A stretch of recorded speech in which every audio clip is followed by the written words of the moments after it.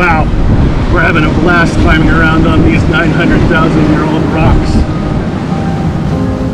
Can you imagine living here 1,000 years ago?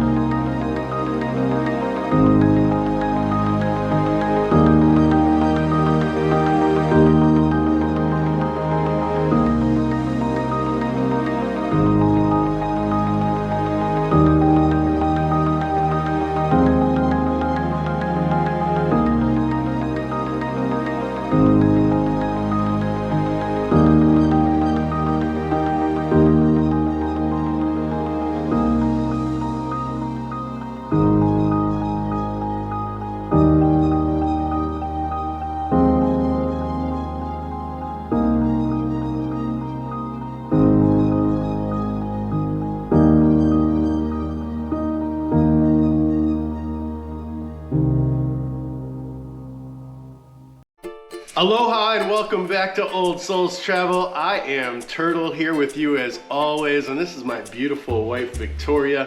Hey. I wanted to say thank you for all of the aloha you showed us last week. Our video did really well, and I think it's because she's a star, baby.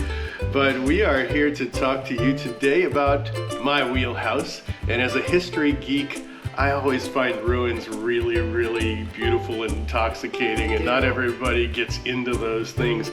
But I dare you to not think these places are beautiful, because they set their ruins in some really gorgeous areas. They did, yes. We're going to take you to a few free places where you can experience Hawaiian culture and Hawaiian history. I think the history is really cool, but I do have to say that the beauty alone makes it worth it for you to visit these places, so check them out with us.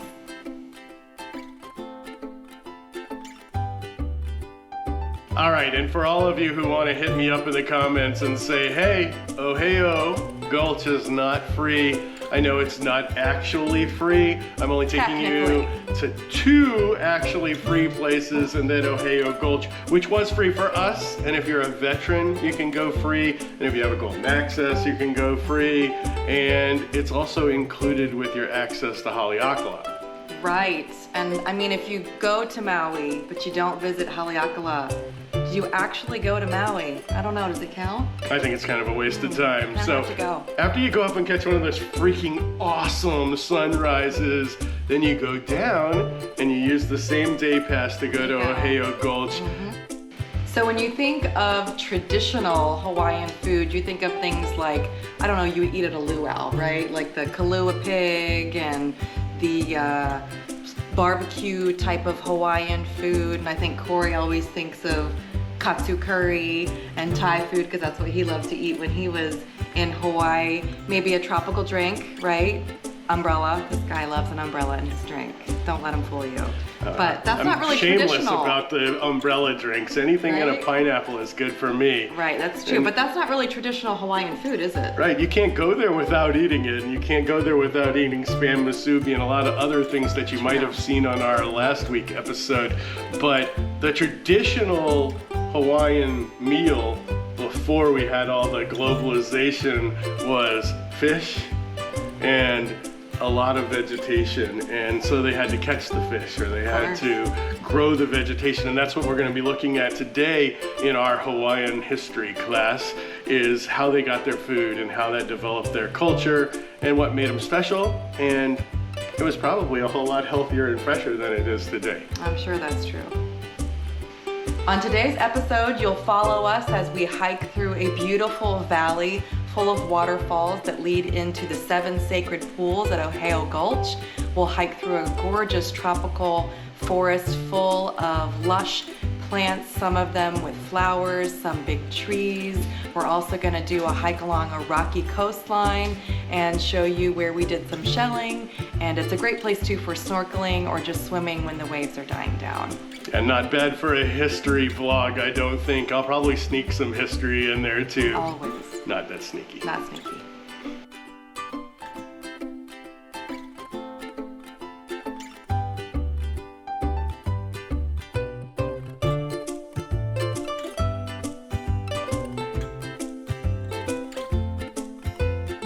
And our number 3 place to see history in Maui is the Oheo Gulch.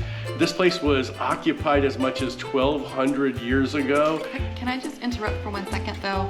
I have to say, historically fascinating, but the true draw of this place is its raw and natural beauty. I mean, as soon as you step foot into that park and you see the water kind of surging down these 7 sacred pools and going out into the ocean, and it's being fed by gorgeous waterfalls, and the water is just shearing off of these huge rocky lava, you know, mountain cliff sides. I mean, it's just unbelievable. And you've got that amazing PPY trail with the bamboo forest and the huge old trees.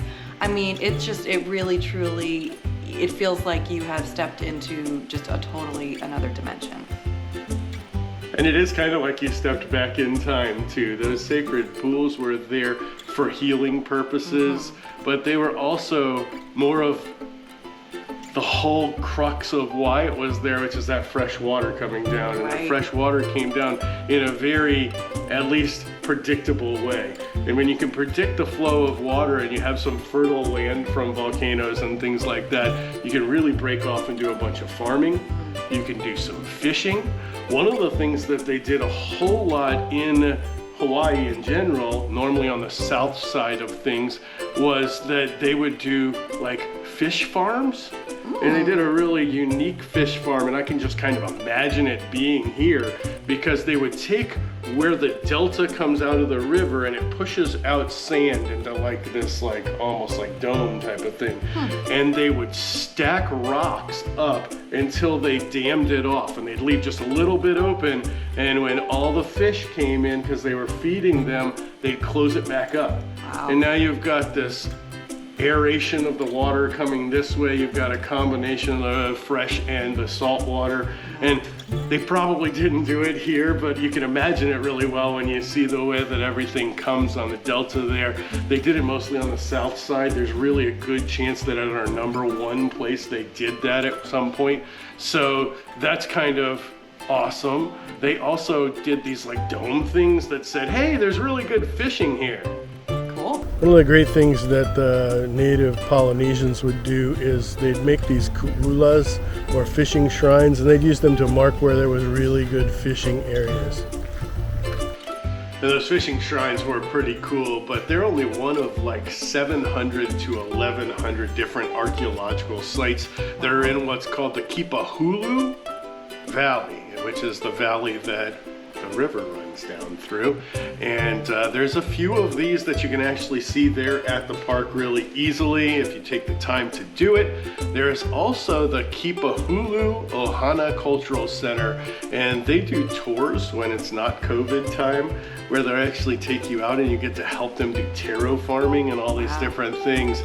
And I really wished, especially at that time, that we would have actually gotten to go see it.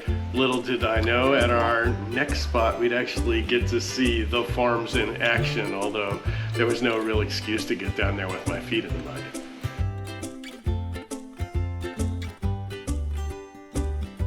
Our next stop was the Keanae Arboretum.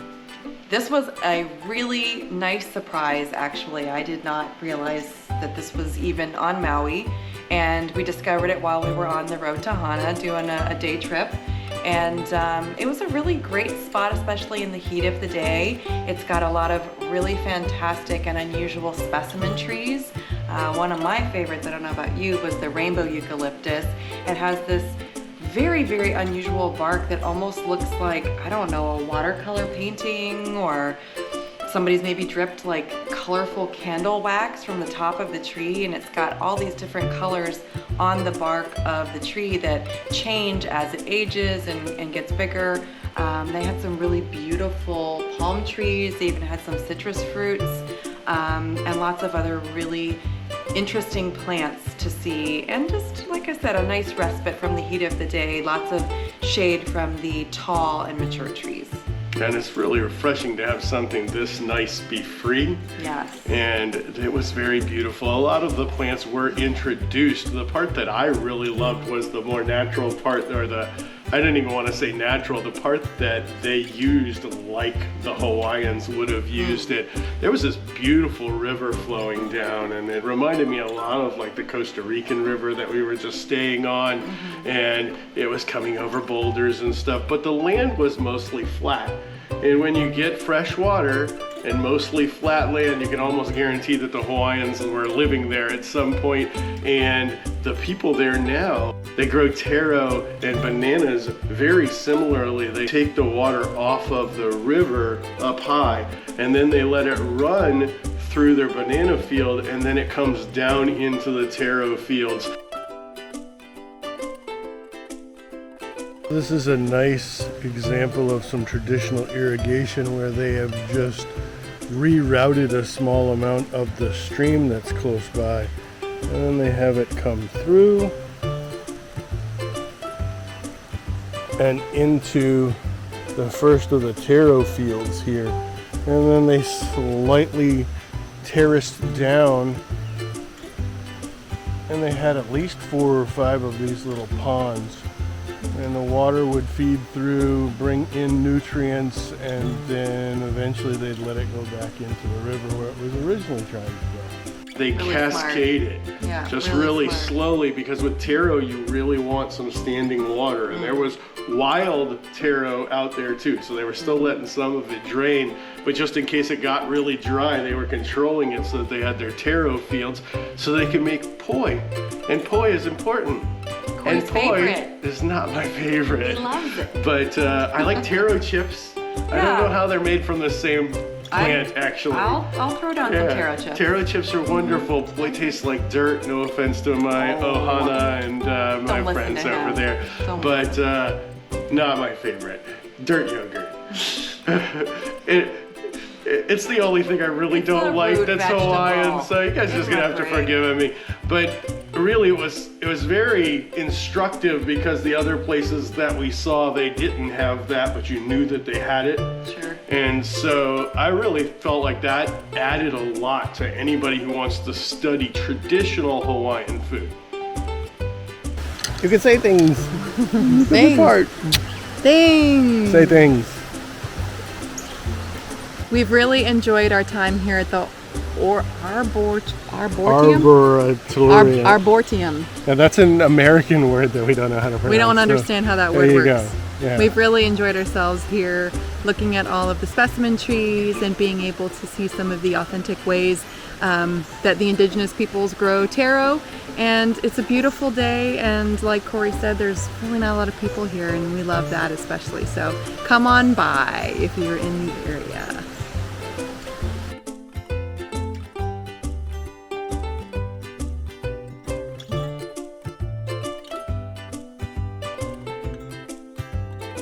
So we went to Keonio'io, and it was one of those places that we didn't even really plan to go. But once we went, we knew that going for just an hour was not going to be long enough. So we actually went at least twice to this unbelievable spot, and it has fantastic archeological implications. So if you're into history, it's got some great, evidence there of the people who lived there many years ago. But what really took me in and made me want to come back was it's just so beautiful, and it really was one of the most incredibly biodiverse areas that we went to. It was an adventure, we'll say, getting there. The road was adventurous. There were huge potholes, and you can hardly get 2 cars, past each other, and it's dirt, and it's kind of up and down, and there are spots where you have to kind of go around rocks and things like that, but it was well worth it. So don't let that dissuade you from going. If you get started and think, oh, I don't know if we're gonna make it, you can make it. And once you get there, you're rewarded this beautiful view. There are tons of big lava rock all over the beach there and on the trail that runs all along the ocean's edge. It's also known as La Perouse, and it's fantastic for all kinds of reasons, but like I said, one of the things that really drew me in was the biodiversity. So as you're walking along the trail there with all of the lava that shows the evidence of that lava flow, that actually combined the two islands together to become what we now know as the Island of Maui. You've got these beautiful flowers all along the trail, like beach sunflowers that we have here in Florida is all I can think of. There were butterflies floating around. There were birds everywhere. There were several really beautiful flowers that had this incredible heady scent. We found some sea urchins, which, you know, I'm a little bit of an ocean girl. I love the beach. I've grown up at the beach, so I love to see the different types of animals. And we got to see the urchins that have their really mega long spines that you'd be super, super scared of if you were walking around. And we also saw the beautiful little purple urchins that have sort of the flat and stubbier spines. We saw plenty of fish that were stuck. When the tide comes in, they get sort of trapped in these tidal pools, and they have to just cross their fingers or their fins, as it were, and wait it out till the tide comes back to rescue them. So the birds are having a great time fishing there, and it really was just a fascinating, beautiful place. We even saw some snorkelers doing their thing there, and I am a beachcomber. As I mentioned, I'm a beach gal, grew up on the Florida coast here, so I'm always looking for extra special beach treasures. I found a couple of really beautiful cowrie shells that are part of my permanent collection that I just love. And I definitely think that it's a place that you will enjoy going, and maybe even would say, you know what, we didn't get far enough on that trail. I want to go ahead and go back again. Aloha, my friends, and welcome to the shadow of Haleakala. 900,000 years ago, the spot that we're standing was the newest land to come from Haleakala as we're developing Maui from two islands into one island. And you can really see the lava flows here and the way that the waves are constantly reworking the shoreline here. We're going to be hiking today about 2 miles along the coast here. There's no more road access as it all ends here at La Perouse. So you have to go hiking beyond here. And we're going to go about 2 miles through a bunch of lava fields, have some really beautiful waves and water. And we're going to try to show you some of the archaeological artifacts and the archaeological monuments and things like that along the way. And the first thing you see when you get to Keoni'o'io is that you're parking on what looks like a tidal flat, and there's lots of shells and lava rocks there, but it really looks like it's a dried out riverbed, and that's quite possible because most of the people who lived here at Keoni'o'io did so before our friend La Perouse came by. And there was an eruption in 1790 that very well could have changed the hydrology. And I kind of just imagined that what they had there was what was called a lokau kaupa. And I hope I pronounced that correctly. We were talking about that a little bit on the north side of the island at Ohe'o. But here on the south side of the island, there's a lot more manageable waves and things. And what a lokau kaupa is it is a place where they would build the lava rocks out around where a freshwater river would come down, and this would entrap and allow them to raise things like mullet, which are called pua, that they really treasured at that point and they still treasure to this day. And it would allow the salt water to come in, but they'd pack it just tight enough that the fish couldn't get out. And so you'd always have that readily available source of fish. And if you wanted to go out after something bigger, you wanted to have your canoes close by, and they had something for that too. So what we're looking at here, I believe, is the remnants of what's called a hale wa'a. It is the house for the canoe. And so they would put their outrigger canoes in different sizes depending on the party, what they were going out to target, or whether they were trying to go long distance. There actually was a lot of long distance trade between here and the origin populations in Tahiti and other parts of Polynesia. And so some of these outrigger canoes were quite long, and they would store them in their own little housing area so that it would be protected from the waves and the wind and things like that, but they still wanted it to be relatively close to a nice launching point. As soon as we get around this corner, you're gonna see a really nice launching point. There's really good snorkeling out here also if you come on a day that's really calm. Water clarity is always really good, but the hale wa'a was very important to the community. They would fish most times of the year, although there were times where it was taboo to fish, and then they would rely more on their crops that they brought across from Tahiti, like banana, breadfruit, taro, and coconut. And please do stay off the cultural sites. And just beyond the Halewa, you go into what looks like the main complex of the whole city, and there's a bunch of different structures here, and some of them look communal and some of them look like small houses. There's even what looks to be a heiau off to the distance, which was really important for a decent sized community in Hawaii. And then you get to walk down the trail, and as you're walking down the trail, you're going to see all of these walls of areas that separated presumably farms or homesteads, and it's really kind of surreal to see that they're still standing, although they could be in much better condition. But they're still beautiful, and there's wild goats here and all these different animals and mongooses and things. So keep your eyes peeled as you continue on. And then if you look over to your right hand side, you're gonna see 3 crosses. And these 3 crosses were really surreal and really hit me because they're burial grounds. And they're burial grounds of more recent Hawaiians. Half the 1,100 archaeological features here are actually supposedly burial grounds.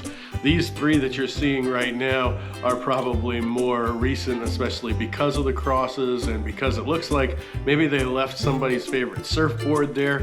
There was even a diamond ring there. And that speaks a lot to Hawaiian culture in that people know to leave your burial goods alone, and if you go, you should do the same thing. Respect a place that, whether it houses the dead, at least it commemorates their life, and it's such a beautiful place to commemorate your life. So when you're there, check it out, do so with some respect, and then head back on down because you're gonna really get to the pretty area with all the like little water pools and the splashing waves. And you could take so many videos of these splashing waves coming up through the rocks that you could film probably 3 of these videos. And then you can come up and there's one more really great building that you see up on the rise above the last beach there. And that is where they house their nets. This is the type of thing that really pisses me off. Let's see what it is. It's someone's Perrier, and so they decided to take the time to actually drink something that might be somewhat healthy for them, but then they decide to dash it up against this hale lawai. So this is probably a house for where they kept all their nets, and they kept all their fishing equipment here because it was really close to the surf and really close to an area where they could have launched their canoes. And after maybe you pick up some glass that some careless person has thrown into the archaeological site, you can walk for miles actually along what's called the Pi'ilani Trail, which was actually the first trail to actually go all the way around Maui. And it was made by a king named Pi'ilani. He wanted to be able to unite the tribes and to have them be able to trade with each other. And you're actually walking on portions of that as you go. It does get quite rugged, so make sure that you tie up your shoes really tight and wear shoes, because there were so many people with sandals, and I was certainly glad that I wore shoes because I was trying to film with a GoPro and I decided to trip over a sharp lava rock and it cut my shoe, and I'm glad my toe is still attached. But when you get down to the end, it's absolutely beautiful. It's a great place to do a little bit of meditation and just enjoy the fact that you're out there and there's really nobody else out there. It's really one of a kind.